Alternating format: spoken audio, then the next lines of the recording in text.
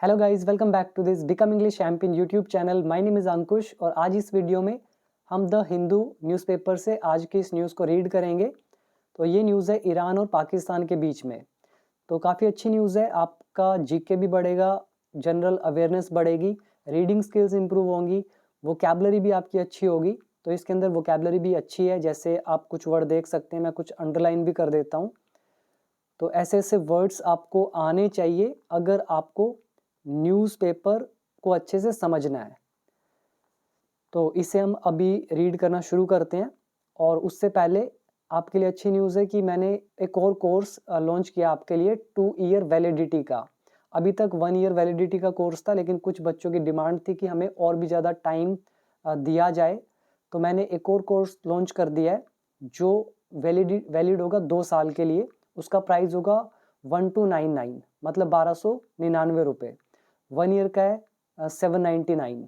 ठीक है, तो जो भी जिसको जैसा अच्छा लगता है वो उस कोर्स को ज्वाइन करके इंग्लिश को सीख सकता है। कंप्लीट इंग्लिश है, बिल्कुल स्टेप बाय स्टेप। इसके लिए बिकम इंग्लिश चैंपियन ऐप आप डाउनलोड कर सकते हैं। तो चलिए शुरू करते हैं। और प्राइस जो है वो इन फ्यूचर बढ़ भी सकता है, ऐसा नहीं है कि यही प्राइस रहेगा, फ्यूचर में बढ़ सकता है और बढ़ेगा। तो चलिए शुरू करते हैं। सबसे पहले हेडलाइन पढ़ते हैं, ईरान एंड पाकिस्तान ऑनवॉयज। ये जो वर्ड है ऑनवॉइस, इसका मतलब सबसे पहले आपको पता होना चाहिए। ऑनवॉइस का मतलब हो जाता है जिसको आप बोलते हैं एम्बेसडर्स, यानी कि राजदूत, जिनको मैसेंजर्स बोलते हैं, राजदूत, एनवॉइस। वैसे तो ये ऑनवॉइस पढ़ा जाता है, पर मेरे हिसाब से इसको एनवॉइस बोलना चाहिए, क्योंकि ये जैसे कुछ वर्ड होते हैं, डेंजर खतरा, एंडेंजर खतरे में डालना, स्लेव मतलब गुलाम, ऐसी एन स्लेव मतलब गुलाम बनाना। ऐसे बहुत सारे वर्ड जो ई एन से स्टार्ट होते हैं और उनका प्रोनाउंसिएशन होता है एन। ठीक है, एनक्रोचमेंट, एनवेलप, ऐसी एंडेंजर, एनस्लेव, एंड्योर, तो सारे ई एन से स्टार्ट होते हैं। लेकिन यहाँ पर इसका प्रोनाउंसिएशन ऑन से है, ऑन वॉइस। तो ईरान और पाकिस्तान के जो राजदूत हैं, ऑन वॉइस हैं, टू रिटर्न टू ड्यूटी, वो अपनी ड्यूटी पर वापस जाएंगे। एज, क्योंकि, टाइज मतलब संबंध, इम्प्रूव सुधर गए, क्योंकि संबंध जो है वो इम्प्रूव हो गए हैं। तो दोनों देशों के जो राजदूत हैं, एम्बेसडर्स हैं, वो अपनी ड्यूटी पर वापस जाएंगे। आई होप ये वर्ड आपको समझ में आ गया। पहला एनवॉइस, दूसरा आ गया टाइज। टाइज यहाँ पर जो है नाउन है, जिसका मतलब हो गया रिश्ते, यानी कि बॉन्डिंग, रिलेशंस या फिर संबंध। अब आ जाइए नीचे, सब heading, ambassadors of both countries, दोनों देशों के जो एम्बेसडर्स हैं, राजदूत हैं। तो एम्बेसडर जो है ये ऑनवॉइस का ही सिनोनिम है। तो दोनों देशों के राजदूत विल रिटर्न, वो लौटेंगे, टू देयर रिस्पेक्टिव पोस्ट्स, अपने अपने पदों पर। रिस्पेक्टिव मतलब अपने अपने, और पोस्ट मतलब पोजीशन जो है उनकी, पद जो है उनके, तो वो उन पर लौटेंगे बाय फ्राइडे, फ्राइडे तक। आगे सेमीकोलन लगाकर एक्स्ट्रा इंफॉर्मेशन दी जा रही है। ईरान फॉरेन मिनिस्टर, जो ईरान के विदेशी मंत्री जो हैं, फॉरेन मिनिस्टर, टू विजिट, तो वो विजिट करेंगे इस्लामाबाद, इस्लामाबाद को नेक्स्ट वीक, अगले हफ्ते। ऑन इनविटेशन फ्रॉम, मतलब किसी की तरफ से आमंत्रण है। ऑन इनविटेशन मतलब के बुलाने पर या के आमंत्रण पर। किसका आमंत्रण?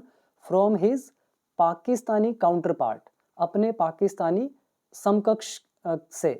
तो पाकिस्तानी काउंटर पार्ट मतलब हिंदी में बोलते हैं पाकिस्तानी समकक्ष, और समकक्ष का क्या मतलब होता है अभी मैं आपको सिंपल वे में बताता हूँ। सबसे पहले ये जान लो कि अगर आप न्यूज़पेपर पढ़ने में इसको अंडरस्टैंड करना चाहते हैं अच्छे से, किसी भी न्यूज़पेपर को, किसी भी लेवल का हो, तो सबसे इम्पॉर्टेंट है कि आपकी हिंदी भी अच्छी होनी चाहिए। क्योंकि जब हिंदी का लेवल बढ़ रहा है तो इंग्लिश का लेवल भी बढ़ रहा है। और अगर आप सोच रहे हैं कि हिंदी तो सिंपल रह जाए, इंग्लिश हमें अच्छे से आ जाए, तो ऐसा नहीं होगा। तो हिंदी भी अच्छी होनी चाहिए, इंग्लिश भी अच्छी होनी चाहिए, तभी आप न्यूज़पेपर को अच्छे से समझ पाएंगे। तो अब मैं आपको काउंटर पार्ट का हिंदी में मतलब बताता हूँ। पहले इसको हिंदी में बोलते हैं समकक्ष। और समकक्ष क्या होता है, एग्जाम्पल से समझे, जैसे मैं हूँ और मेरे सामने कोई व्यक्ति है, अगर उसके पास भी वही पावर है, वही अथॉरिटी है, वही उसमें क्वालिटीज़ है जो मुझ में है, तो मैं कहूँगा वो मेरा काउंटर पार्ट है। इसीलिए यहाँ पे कहा जा रहा है कि जो दोनों कंट्रीज़ के एम्बेसडर्स हैं, एक तो वो रिटर्न करेंगे अपनी अपनी पोस्ट्स पर फ्राइडे तक, और जो ईरान के फॉरेन मिनिस्टर हैं वो विजिट करेंगे इस्लामाबाद को नेक्स्ट वीक, अगले हफ्ते के आमंत्रण पर। किसका आमंत्रण है? जो पाकिस्तानी काउंटर पार्ट है, यानी कि पाकिस्तानी जो सेम पावर्स रखता है, तो वो जो काउंटर पार्ट है, समकक्ष है, तो उसके आमंत्रण पर। आई होप समझ में आ गया काउंटर पार्ट का क्या मतलब होता है। तो उम्मीद है यहाँ तक पूरा आपको समझ में आया। अब आ जाइए नेक्स्ट, आगे लिखा हुआ है तेहरान, तो ये उस जगह का नाम है। तो अब मेन न्यूज़ पढ़ते हैं। ईरान एंड पाकिस्तान अनाउंस्ड, तो दोनों ने घोषणा करी, अनाउंस मतलब घोषणा करना, बोलकर, तो दोनों ने घोषणा करी ऑन मंडे को, दैट की देयर एम्बेसडर्स, इनके जो राजदूत हैं, वुड रिज्यूम, तो वो पुनः लौटेंगे। यहाँ वुड का यूज हो रहा है, तो क्योंकि ये पास्ट प्लस वुड का लेसन है, तो वो लौटेंगे, रिज्यूम करेंगे, मतलब दोबारा से शुरू करेंगे देयर ड्यूटीज, अपनी ड्यूटीज को, आफ्टर, बाद में, किसके बाद में? द टू कंट्रीज अग्रीड, तो जब दो देश अग्री हो गए, सहमत हो गए, किस चीज के लिए? टू डी एस्केलेट करने के लिए, किस चीज को? टेंशंस को, तनाव को। एस्केलेट का मतलब होता है गति बढ़ा देना, स्पीड बढ़ा देना, और डी एस्केलेट मतलब होता है गति को घटा देना, स्पीड को बहुत कम कर देना। और किसकी गति? टेंशंस की, जो भी अभी तनाव हुआ था, एक दूसरे पर इन्होंने स्ट्राइक्स की थी, तो उसकी गति से जो टेंशन पैदा हुई थी, तो उसको डी एस्केलेट करने पर अग्री होने के बाद दोनों कंट्रीज के एम्बेसडर्स रिज्यूम करेंगे अपनी ड्यूटीज को। ये मतलब हो गया यहाँ तक। और ये टेंशंस कौन सी? फॉलोइंग मतलब के बाद, किसके बाद हुई थी? An exchange of deadly strikes, मतलब एक्सचेंज हो गया, जिसको बोलते हैं आप आदान प्रदान करना, एक तरफ से इधर आया और इधर से उधर गया, तो एक्सचेंज ऑफ डेडली, जानलेवा, स्ट्राइक्स मतलब हमले, लास्ट वीक। तो कह रहे हैं जो आदान प्रदान हुआ जानलेवा हमलों का, उसके बाद जब ये दोनों कंट्रीज अग्री हो गई कम करने के लिए टेंशंस को, तो उसके बाद एम्बेसडर्स मतलब ये अनाउंस किया कि वो रिज्यूम करेंगे अपनी ड्यूटीज़ को। तो आई होप ये पूरा का पूरा आपको समझ में आ गया।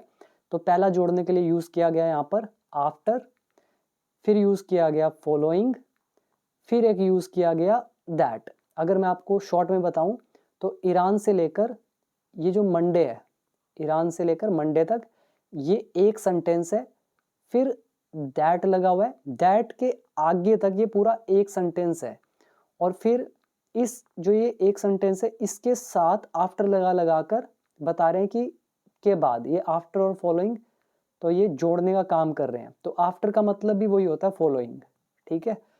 तो आई होप यहाँ तक क्लियर हो गया। अब आगे आ जाइए, next paragraph, double inverted commas है 26 जनवरी तक, यहाँ तक। तो ये देख लेते हैं कि ये है क्या। It has been mutually agreed, तो कह रहे हैं इट मतलब ये जो भी अनाउंसमेंट हुआ है कि ये अपनी अपनी ड्यूटी पर वापस जाएंगे, तो ये चीज़ इट हैज़ बीन अग्रीड, तो इस पर सहमति हुई है। म्यूचुअली का मतलब होता है दोनों की तरफ से, तो दोनों की तरफ से सहमति हुई है। दैट की the ambassadors of both countries, दोनों देशों के एम्बेसडर्स में रिटर्न, वो लौट सकते हैं टू देयर रिस्पेक्टिव पोस्ट्स, अपने अपने पदों पर, बाय जनवरी 26 तक, 26 जनवरी तक। तो यहाँ पर रूल कौन सा यूज हुआ? हैज़ बीन, वर्ब की थर्ड फॉर्म अग्रीड, मतलब सहमति हुई है, ये हो गया present perfect tense passive voice का। और साथ में ये देखिए मे का यूज हो रहा है, मे के बाद रिटर्न वर्ब की फर्स्ट फॉर्म, तो ये संभावना बताता है मे, तो इतनी तारीख तक ये लौट सकते हैं। और रिस्पेक्टिव हो गया अपने अपने, ये किसने कहा? सैड, कहा। अ ज्वाइंट स्टेटमेंट मतलब एक ज्वाइंट स्टेटमेंट थी, बयान था कोई ज्वाइंट दोनों की तरफ से, तो उसमें ये लिखा था बाय द फॉरेन मिनिस्टर्स, ये जो फॉरेन मिनिस्टर्स हैं तो इनके द्वारा ज्वाइंट स्टेटमेंट दी गई, उसमें ये चीज़ कहा गया। और कहाँ पर? इन तेहरान एंड इस्लामाबाद। तो इस्लामाबाद पाकिस्तान में, तेहरान ईरान में, तो दोनों जगह से ज्वाइंट स्टेटमेंट आया। आई होप यहाँ तक क्लियर हो गया। तो इसके आगे देखते हैं, ईरान्स फॉरेन मिनिस्टर, यहाँ अपोस्ट्रोफ एस लगा हुआ है, इसका मतलब ईरान के जो विदेशी मंत्री हैं, नाम है हुसैन अमीर अब्दुल्लाहिन।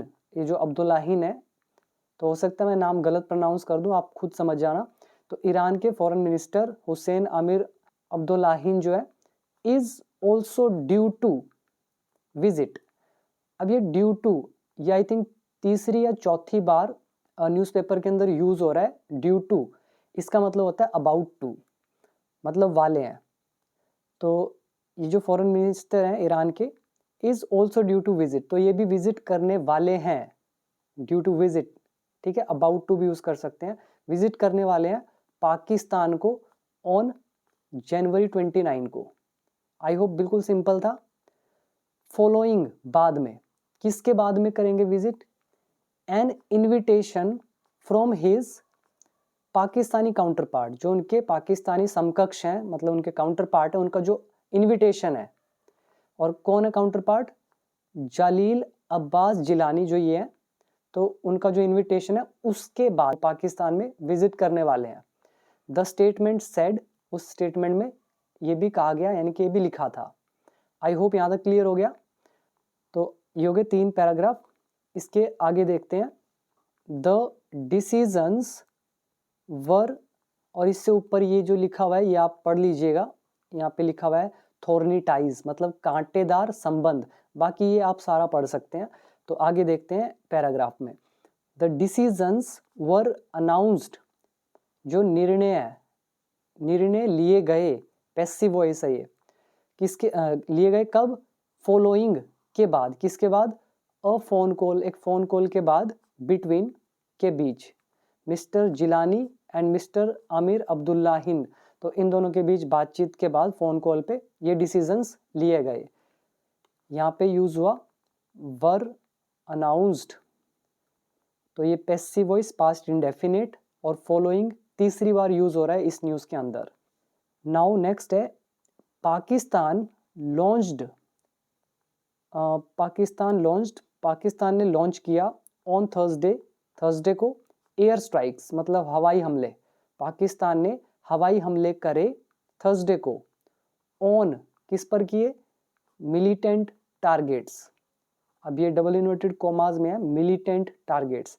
मिलिटेंट बोलते हैं उग्रवादियों को, तो जो उग्रवादियों के ठिकाने थे, या फिर कहें जो आतंकवादियों के ठिकाने थे, तो उन पर इन ईरान में, तो पाकिस्तान ने हवाई हमले किए वीरवार को, जो आतंकवादी ठिकाने थे ईरान में, उन पर। 2 days आफ्टर, 2 दिन बाद, किसके 2 दिन बाद? Similar Iranian strikes on it's territory, territory मतलब हो जाता है एरिया, जगह, क्षेत्र जिसको बोलते हैं, मतलब पाकिस्तान का जो एरिया है ना, टेरिटरी है, एरिया, उनका क्षेत्र, तो उस पे सिमिलर जो ईरानियन स्ट्राइक्स हुई, ईरानियन हवाई हमले हुए, तो उसके 2 दिन बाद इन्होंने भी ऐसा किया। ठीक है, आई होप समझ में आया। आगे देखिए next paragraph, Tehran said, Tehran ने कहा, इट्स स्ट्राइक्स, उसके हमले, इट्स मतलब तेहरान के लिए यूज हो रहा है, तो उसके जो हमले हैं इन पाकिस्तान में, टारगेटेड, तो उन्होंने निशाना बनाया, किसको? जैश अल अदिल, ये जो है इनको मतलब टारगेट किया। ये तेहरान ने कहा कि उनके हमले जो थे पाकिस्तान में, उन्होंने टारगेट किया इनको। और ये कौन है? अ जिहादिस्ट ग्रुप, एक जिहादिस्ट ग्रुप है, विच हैज कैरिड आउट, जिसने किए हैं। यहाँ पे विच रिलेटिव प्रोनाउन है जो इस ग्रुप के लिए यूज किया गया है, तो विच हैज कैरिड आउट, जिसने किए हैं। कैरी आउट मतलब हो जाता है ऑर्डर का पालन, जो भी आदेश होता है वो उसको मतलब फुल करना, मतलब उसको अमल में लाना, अप्लाई करना। तो इस ग्रुप ने कैरी आउट किया है, मतलब क्या कैरी आउट किया है? A spate of deadly attacks. Attack मतलब हमले, डेडली मतलब जानलेवा। अस्पेट का मतलब होता है कुछ एक, मतलब एक तरह से कई, हिंदी में कई बोल देते हैं। तो उन्होंने कई हमले करे जानलेवा इन ईरान, ईरान में, इन रिसेंट मंथ्स, अभी फिलहाल के कुछ महीनों में। तो पूरा मतलब हो गया कि तेहरान ने कहा कि इसके जो स्ट्राइक्स हैं पाकिस्तान में, उन्होंने टारगेट किया जश अल एडिल को, जो कि एक जिहादिस्ट ग्रुप है जिसने कैरी आउट करे हैं कई deadly attacks, a spate of deadly attacks Iran में इन रिसेंट मंथ्स, हाल ही के महीनों में। तो ये एक वर्ड है, अ स्पेट ऑफ समथिंग।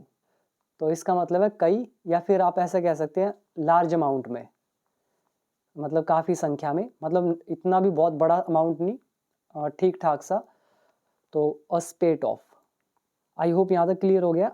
अब देखिए आगे, फॉर्म्ड इन 2012, तो 2012 में बने हुए द ग्रुप, ये जो ग्रुप है इतने ईयर में बना था, इज ब्लैक लिस्टेड, इसको ब्लैक लिस्ट किया हुआ है बाय ईरान। अब ब्लैक लिस्ट का मतलब तो आप जानते होंगे। तो ये जो ग्रुप है इतने में बना, इसको ब्लैक लिस्ट किया हुआ है बाय ईरान, ईरान के द्वारा। और किस रूप में? एज अ टेररिस्ट ऑर्गेनाइजेशन के रूप में, आतंकवादी संस्था के रूप में।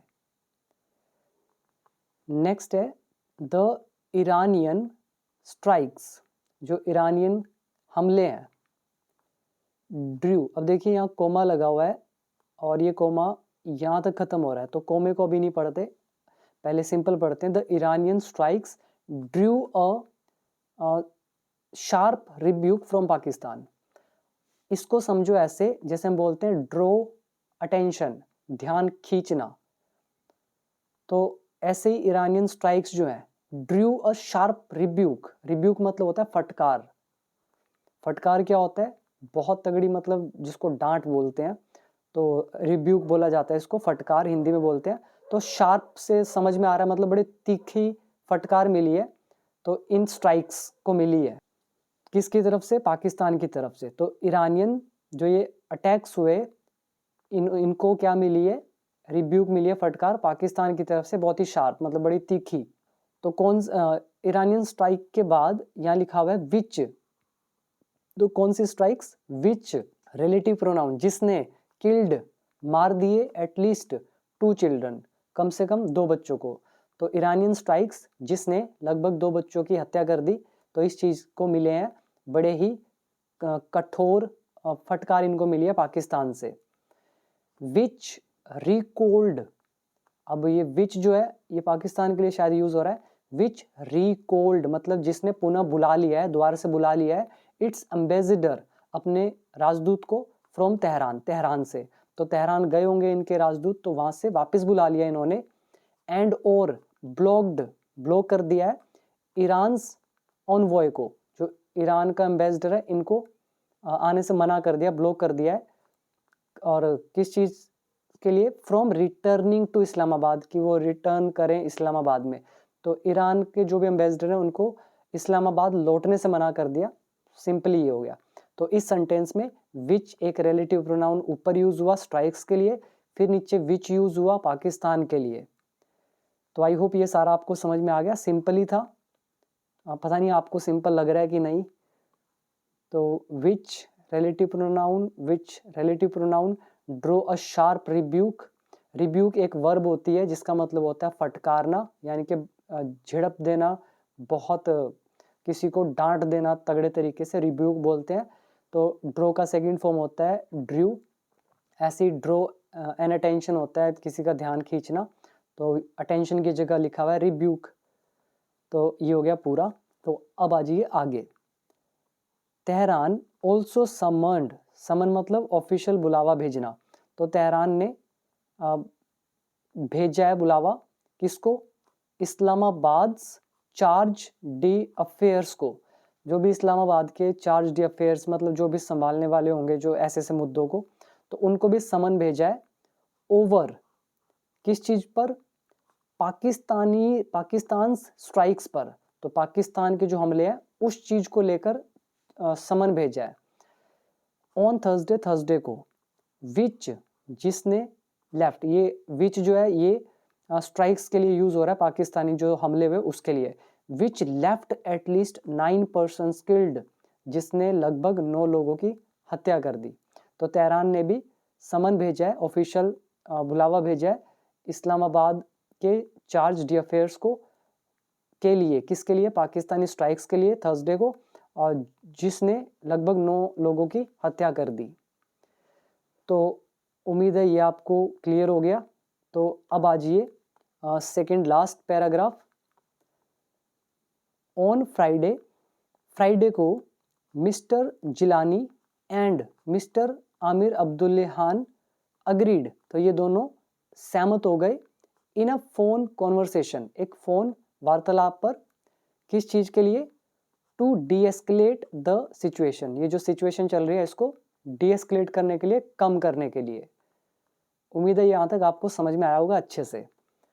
नेक्स्ट है लास्ट वीक्स, पिछले हफ्ते की, ये जो अपोस्ट्रोफेस्ट लगा हुआ है, तो पिछले हफ्ते की रेयर मिलिट्री एक्शंस, जो सैन्य कार्यवाही है, एक्शंस मतलब कार्यवाही, मिलिट्री मतलब सैन्य, और रेयर इसलिए यूज हुआ है कि ऐसी कार्यवाही बहुत कम देखने को मिलती है।